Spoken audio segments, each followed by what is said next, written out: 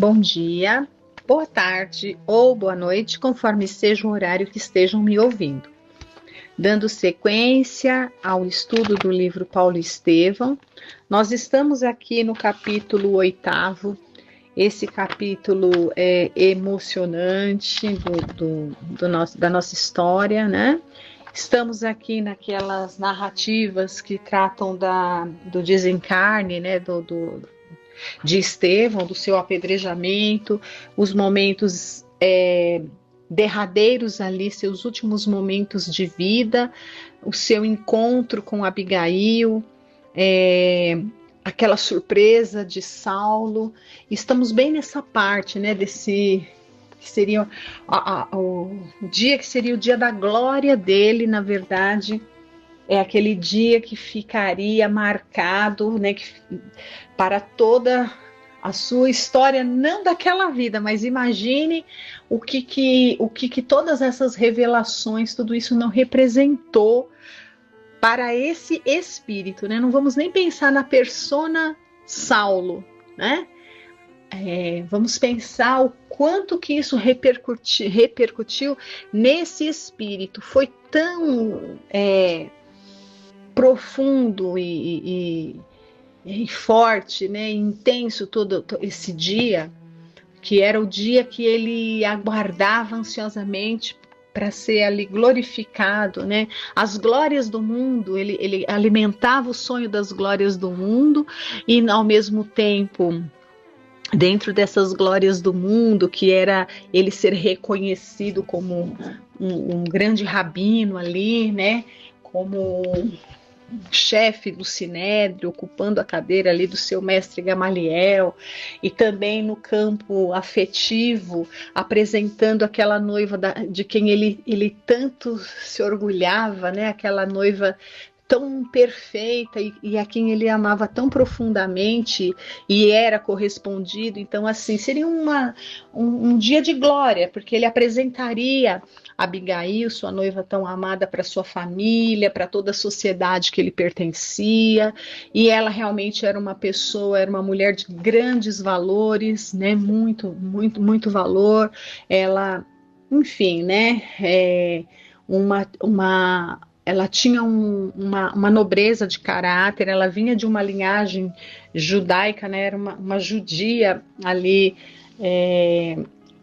de família tradicional, né? Seguidora fiel de Moisés e das leis mosaicas. Enfim, ela era ali tudo aquilo quanto ele idealizava, né?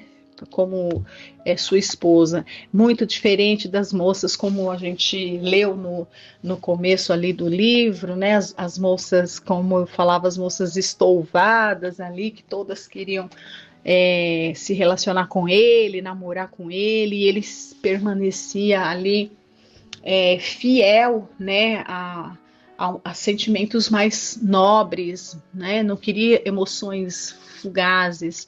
E ele encontra em Abigail também a mesma seriedade, né? Era uma mulher assim valorosa, inteligentíssima, culta, religiosa, enfim, era o sonho, né? Todos ali, todos os homens daquela época adorariam encontrar sonhavam encontrar uma Abigail, e ele havia encontrado, né? E então seria o dia mais glorioso para ele. E, no entanto, né, nesse mesmo dia, o que acontece? Toda a verdade vem à tona, todos os seus sonhos são frustrados ali, pelo menos no que concerne no campo emocional, né? No campo afetivo, ele foi golpeado ali fatalmente. Então isso repercutiu tanto, foi o primeiro, vamos dizer assim, foi o primeiro golpe duro ali para que esse espírito começasse a repensar talvez a sua trajetória. Isso não vai acontecer de imediato agora, como nós vamos ver, mas que certamente é um dia inesquecível, porque o que a gente tem que levar em conta é que todas as transformações elas passam antes por um momento assim, um momento do choque, digamos, né? Então, por exemplo, para o Emmanuel, quando foi esse momento, né? O momento que ele encontrou com Jesus ali, mas, né? Só que aí a ficha dele não caiu. Foi começar a cair ali quando ele vê, por exemplo, a Lívia sendo devorada ali na arena, né? Ali começa a cair a ficha dele, um pouco tarde.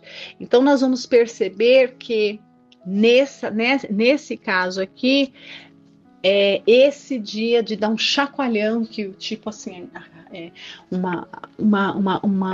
um dia inesquecível, né? Foi esse dia mesmo do apedrejamento de Estevão e do rompimento com Abigail, né? Então vamos continuar aqui a leitura. Então, tudo isso vai fazer com que não vai ser de imediato agora que Saulo vai fazer a sua grande mudança, né? Como sabemos, mas certamente aqui foi um start. Ele não tem como ele esquecer esse dia, né? E nós vamos retomar aqui, olha, o último parágrafo da leitura que fizemos na semana passada, quando ali as últimas palavras, né? De Estevão ali, né, praticamente morrendo nos braços da irmã, ele diz, né, quando ele fala para ela, ele estava preocupado que ele sabia que ia para Jesus, que ia encontrar com Jesus, né, Estevão, que ele ia desencarnar, ele ia voltar para o mundo dos bem-aventurados, como era ele, né? E a preocupação era de como que ele ia deixar a irmã sozinha. E ela, né? Ela vira e fala: esse aqui é Saulo, meu noivo. Então aí ele entende: nossa, minha irmã acabou sendo. Olha que mundo, né? E ele diz assim ele diz para ela, como nós vimos, né? Para que ela não guarde nenhum ressentimento de Saulo, porque ele certo, se ela gostou dele, né? Se ela encontrou nele alguém que fosse um noivo, se ela aceitou que enamorar-se dele, né? Tornar-se noiva dele, é porque certamente ela viu nele valores. Ele era um homem valoroso e bom, né? E para que ela fosse ali uma excelente esposa para ele e tudo mais. Então ele dá esses conselhos para ela. E ele diz assim, né? Que ele certamente era um homem justo e valoroso e bom, que defendeu Moisés até o fim. Imagine quando ele conhecesse então a Jesus. Olha que alma, né? Nobre. Isso tudo deixa Saulo assim muito perturbado, né? E ele fica ali com aqueles pensamentos a 1000 por hora, né? E aí, olha só, o último parágrafo ali dos pensamentos de Saulo, né? Então ele tá com a sua cabeça ali muito, enfim, né? Muitas emoções, né, para ele. E ele estava pensando, olha, nas suas conjecturas, ele estava pensando o seguinte, várias coisas, né? O último parágrafo da semana passada. Se despojasse Abigail, né? Então, aqui é os pensamentos de Saulo, né? Se desposasse Abigail, jamais seriam felizes. Ele seria o verdugo, ela a vítima. Além disso, sua família, aferrada ao rigorismo das velhas tradições, não poderia tolerar a união depois de conhecidas as circunstâncias. Então, ele sabe que a família dele, né, como ele diz aqui, aferrada ao rigorismo das velhas tradições, jamais aceitaria a Abigail, né, na família, sabendo que ela era irmã de Estevão, né? Aquele, segundo esses aferroados aí às tradições antigas, ele seria visto ali como um traidor, como, né, um subversor ali da lei mosaica. Então ela jamais seria aceita. Então, continuando aqui, olha, levou as mãos ao peito, dominado por angustioso desalento. Então ele, né, foi um golpe muito duro para ele. Continuando. Em pranto, Abigail acompanhava a agonia dolorosa do irmão, cujos derradeiros minutos se escoavam lentamente. Penosa emoção apossara-se de todas as suas energias. Na dor que a dilacerava nas fibras mais sensíveis, parecia não ver o noivo que lhe seguia os menores movimentos, entre surpreso e estarrecido. Com muito cuidado, a jovem sustinha a fronte do moribundo, depois de haver sentado para aconchegá-lo carinhosamente. Imaginemos esse cenário, que triste, melancólico, né? Mais uma vez, Abigail passando por uma situação tão dolorosa, né? De ver os seus tão amados sendo assassinados de forma tão cruel. Assistiu à morte do pai e agora o açoite do irmão, só que o pai morreu e o irmão, né, no caso aqui o Gesiel, né, que é o Estevão, conseguiu sobreviver, mas agora o Gesiel apedrejado, né, Estevão apedrejado e morrendo ali nos seus braços. Observando que o irmão lhe lançava o último olhar, exclamou angustiada: Gesiel, não te vás, fica conosco, nunca mais nos separaremos. Ele, quase a expirar, ciciava, né? Ciciava quer dizer, a voz quase não saía mais. A morte não separa os que se amam. E como se houvera lembrado algo de muito grato ao seu coração, arregalou os olhos desmesuradamente numa expressão de imenso júbilo, né, de imensa alegria. E olha que ele pede para ela, como no Salmo de Davi, dizia arrastadamente, podemos dizer que o amor e a misericórdia seguiram todos os dias de nossa vida. Então ele lembra algumas palavras do Salmo de Davi, que é o que? Isso aqui é um tesouro, né? Entre aqueles que prezam pela lei mosaica. Então veja, né? Eles não vieram destruir a lei, como bem disse Jesus. Eles continuavam, só que eles conseguiam extrair das palavras de Moisés, dos ensinos antigos, ali da primeira revelação, eles conseguiam extrair toda a beleza. E ele se recorda desse Salmo de Davi, né? E ele começa, ele lembra desse Salmo e fala do que se trata esse Salmo, né? E olha só. A jovem escutava-lhe as derradeiras palavras comovidíssima. Enxugava-lhe o suor sanguinolento do rosto, que se iluminava de uma serenidade superior. E já falamos, sim, superior porque Gesiel e Estevão eram um espírito de altíssima hierarquia, altíssima, né? Superior até aos discípulos. Esse já era um bem-aventurado, já era um espírito muito superior aqui. Olha, Abigail murmurava ainda como num sopro, né? É o Estevão falando. Abigail, vou-me em paz. Quisera ouvir-te na prece dos aflitos e agonizantes, porque ela foi criada ali dentro daquela tradição, né, judaica, e zelando pelo valor, né, por todo o simbolismo, por tudo que representava para o coração deles o culto a Deus, através daquilo que Moisés trouxe. Então eles tinham por hábito em família declamarem, cantarem, né? Porque os salmos, na verdade, eles não eram lidos, na verdade não tinha nem registrado muito por escrito, eram cantados justamente, né? Davi cantava os salmos ali, cantava justamente para não esquecer, né? Então os salmos eram cantados ou declamados como poesias, e eles, quando se reuniam em família, Eles tinham o hábito de ficar declamando, cantando os salmos. E ele se lembra disso, né? E ela tinha uma voz linda, né? E como vimos ali no começo, a voz dela era tão linda que o Emmanuel poeticamente coloca e fala que a voz dela parecia o cântico de um rouxinol, né? Um passarinho que tem um canto muito lindo. Quando ela viu o pai sendo assassinado, ela não para aliviar ali um pouco aquela dor e para entregar o pai a Deus, ela começou a cantar. E aquela voz de rouxinol dela comoveu tanto os algozes, tanto que eles mandaram ela embora. Tirem essa mulher daqui. Foi assim que ela escapou, né? Graças ao seu cântico ali.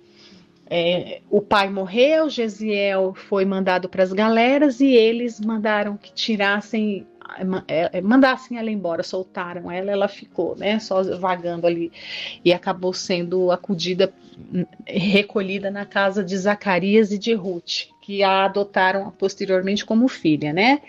Então aquela voz dela era algo que tocava os corações. Estevão nesse momento se recorda disso e olha o que ele vai pedir para ela. Olha: quisera ouvir-te na prece dos aflitos e agonizantes.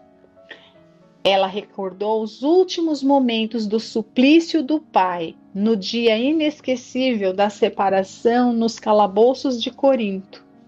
De relance, compreendeu que ali outras forças, olha como ela era inteligente, ela não conhecia Jesus, ela era uma autêntica judia que acreditava na lei mosaica, né? Primeira revelação, mas olha aqui a sensibilidade dela, de relance compreendeu que ali outras forças se encontravam em jogo. Olha que interessante, outras forças. Que seriam essas outras forças? Ela percebe toda a atmosfera espiritual, ela não tem isso com clareza, ela não sabe dizer que é isso, mas ela sente que outras forças se encontravam em jogo.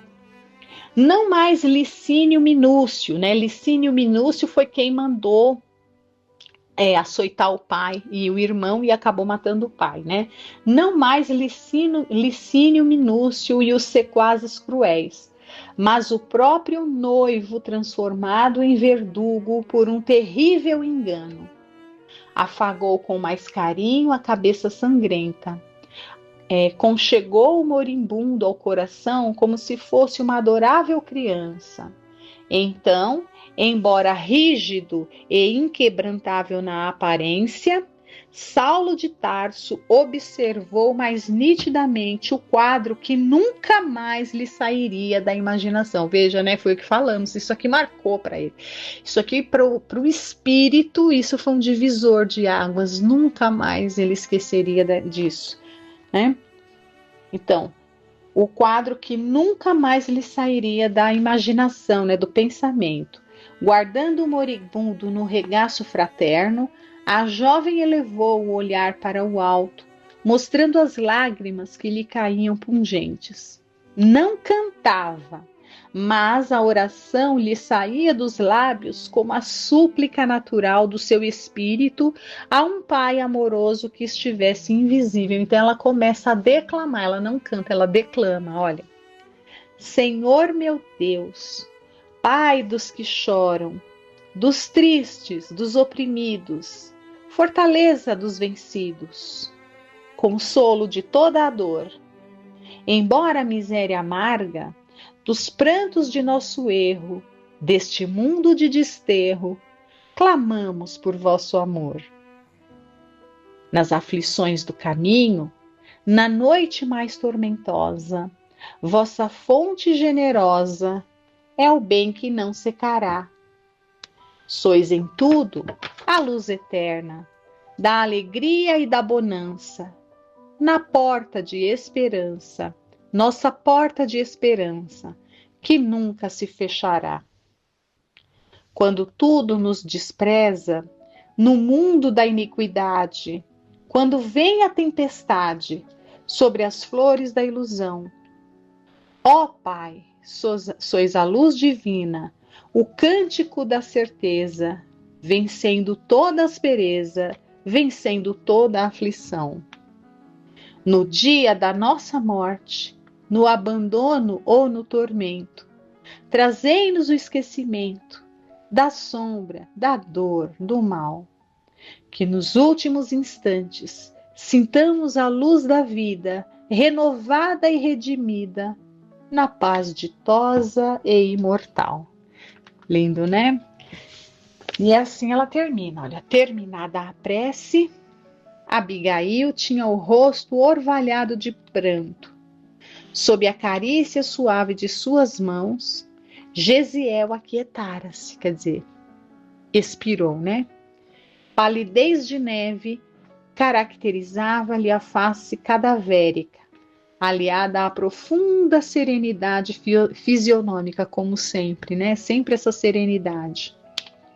Saulo compreendeu que ele estava morto, e enquanto a jovem de Corinto se levantava, cuidadosamente, como se o cadáver do irmão requisitasse toda a ternura do seu espírito bondoso, o moço tarcense aproximou-se de senho carregado e falou com austeridade.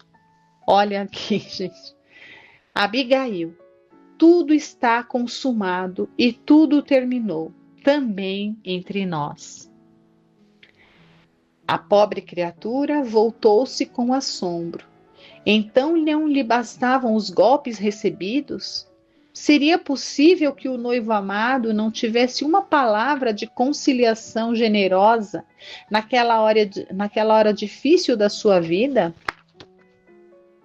Receberia a humilhação mais fria com a morte de Gesiel e ainda por cima o abandono?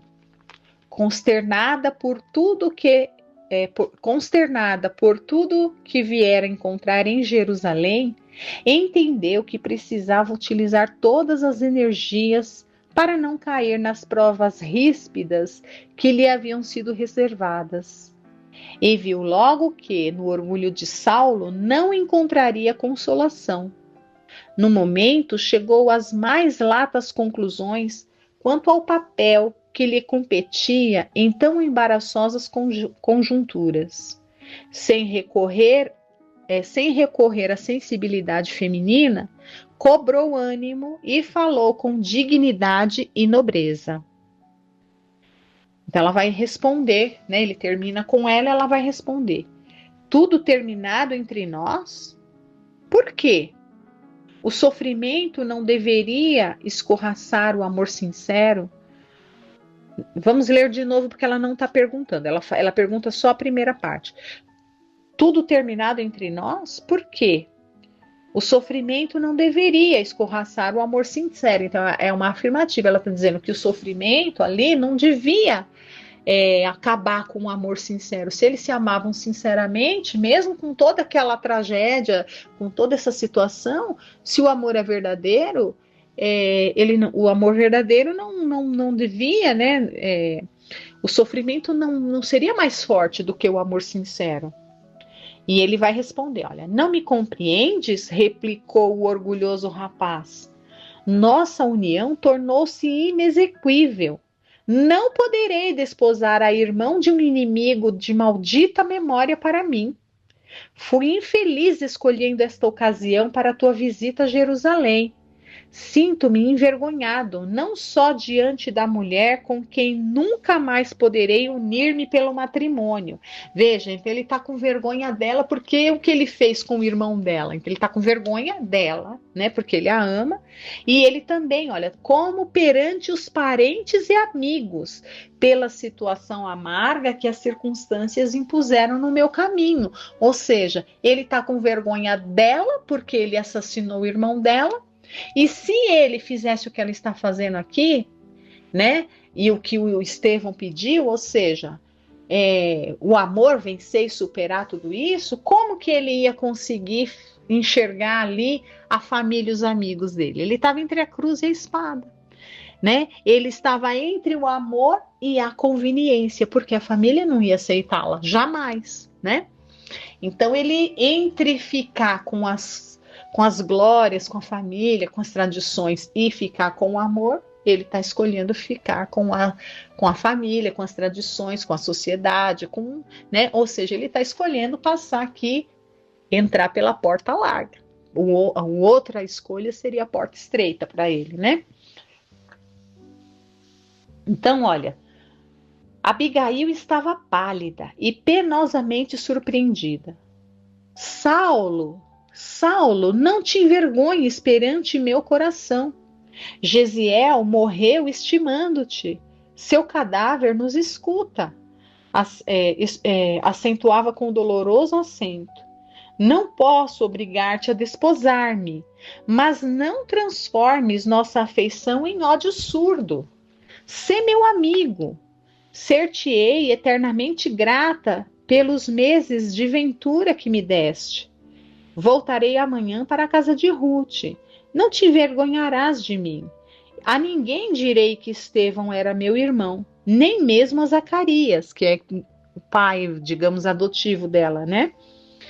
Não quero que algum amigo nosso te considere um carrasco. Veja que espírito nobre, né? Que era o de Abigail. É um espírito nobre. Então ela não está implorando, olha, case comigo. Ela está falando, tudo bem, você não quer casar comigo, não precisa casar. Eu volto para a minha vida, mas não vamos ser inimigos. Seja meu amigo e me apoie. Era só isso, né? Veja que mulher, né? Observando-a naquela generosidade humilde, o moço de Tarso teve ímpetos de estreitá-la ao coração, como se fizera uma criança. Ele a amava, né? Quis avançar, apertá-la contra o peito, cobrir-lhe de beijos a fronte bondosa e inocente. Súbito, porém, vieram-lhe à mente os seus títulos e atribuições, né? Ou seja, as glórias do mundo. Via Jerusalém revoltada, tisnando-lhe a reputação de amargas ironias. O futuro rabino não poderia ser vencido. O doutor da lei, rígida e implacável, deveria sufocar o homem para sempre. Então, o rabino ia ter que sufocar o homem, né? Para sempre. Mostrando-se impassível, replicou em tom áspero: aceito o teu silêncio em torno das lamentáveis ocorrências deste dia, ou seja, né, que ela falou que não ia contar, ela não ia expor ele para ninguém. Veja que generosa, né? Voltarás amanhã para a casa de Ruth, mas não deves esperar a continuação das minhas visitas, nem mesmo por cortesia injustificável, porque na sinceridade dos de nossa raça, os que não são amigos são inimigos. Meu Deus, que homem rígido, não? É bem aquilo que... Vamos guardando todas essas falas de Saulo, né? Mas vamos guardando com imparcialidade, para a gente fazer uma análise da personalidade dele, né? Sabe, Jesus não disse para nós que seja a tua palavra sim, sim, não, não, né? Se o sim é sim, o não é não. A gente vê que Saulo é uma personalidade assim, né? Ele é sim, sim, não, não. Tá terminado, tá terminado. Não é essa, termina, não termina, né? Ele é firme. Então vamos guardando essa firmeza toda. Porque quando ele virar a chave, essa mesma firmeza, como bem disse Gesiel, Estevão, imagine então quando ele conhecer a Jesus. Por enquanto ele não conhece. Esse sim, sim, não, não é para defender Moisés. Imagine quando ele conhecer Jesus. Então, quando a gente ouvir ou ler essa personalidade tão austera e intensa, né, que a gente perceba e pense que ele ainda não estava maduro o suficiente, como todos nós, muitas vezes, né? Nós ainda somos espíritos que ainda não atingimos a nossa maturidade. Quando a gente amadurece, a gente talvez não tenha a mesma energia que ele teve ali para fazer o que é o certo, né? Então, olha, então ele diz dessa forma, né? Na sinceridade dos de nossa raça, os que não são amigos são inimigos. Ou seja, ele está dizendo para ela, se nós não somos amigos, então, se não somos amigos, seremos inimigos. A irmã de Gesiel, né, Abigail, recebia aquelas explicações com espanto profundo. Então, abandona-me inteiramente assim? Perguntou entre lágrimas.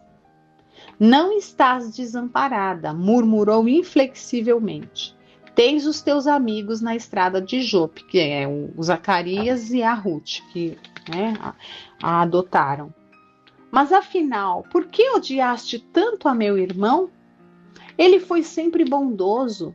Em Corinto nunca ofendeu a ninguém. E ele vai responder, olha. Era pregador do malfadado carpinteiro de Nazaré, esclareceu contrafeito e ríspido. Além disso, humilhou-me diante da cidade inteira. Aí nós vamos parar por aqui, porque agora vem um parágrafo longo, né? E o nosso tempo já se esgotou. Então, agradeço a todos por estarem aqui acompanhando essa história linda, né? Profunda, intensa, história real, né? Verídica, e que a gente possa estar sempre refletindo sobre essas histórias que trazem muito ensinamento para nós, né? Agradeço a todos por estarem aqui acompanhando. Fiquem com Deus. Uma excelente semana a todos. Até semana que vem.